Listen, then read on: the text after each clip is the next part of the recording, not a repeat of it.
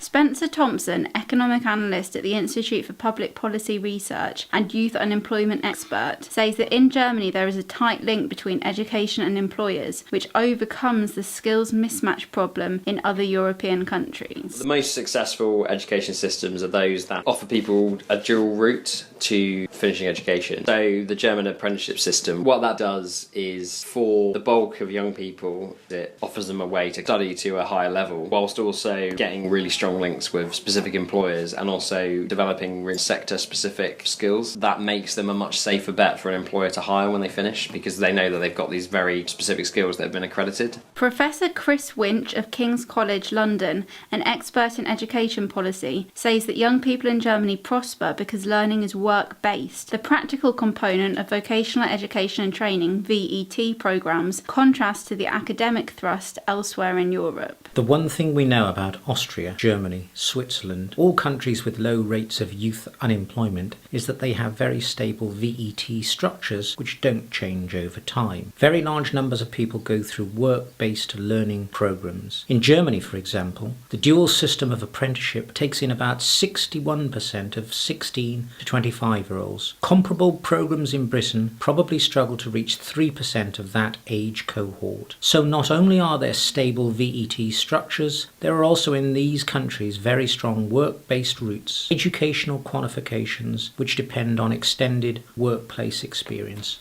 Thompson says that Germany exhibits the importance of business engagement with all aspects of youth transitions, directly providing education through apprenticeships or having them involved in the way qualifications are set up and managed is really important, and we don't have enough of that in the UK. Winch says that there is a tendency not to take on the young person with a view to developing their career within the occupation. If you were to say that the gold standard is something like a German dual system apprenticeship, 3 years in education with elements which prepare the young person for responsibility and autonomy in the workplace, I think there are very few of those. So if Germany possesses, according to Thompson, undoubtedly the best education system for youth employment outcomes, could this model be transported to countries like the UK with higher rates of youth unemployment? The German dual system is based not just on the German legal framework, but on culture and ways of working and cooperating that are deeply embedded, which aren't necessarily easy to bring over to the British context. Also, it very much depends on what's called social partnership.